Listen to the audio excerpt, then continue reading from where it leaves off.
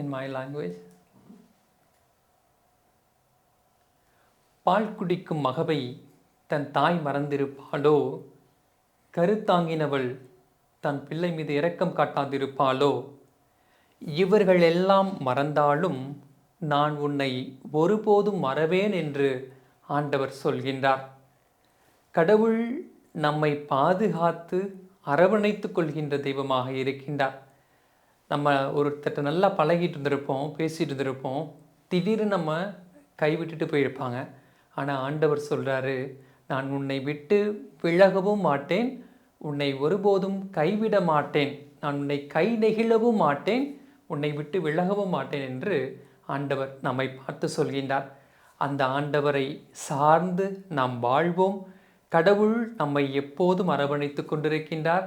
அவருடைய ஆளுமையில் நாமும் வளர முயற்சி செய்வோம். நாம் எதற்கு அஞ்ச வேண்டும், பயப்பட வேண்டும், கலக்கமுற வேண்டும்?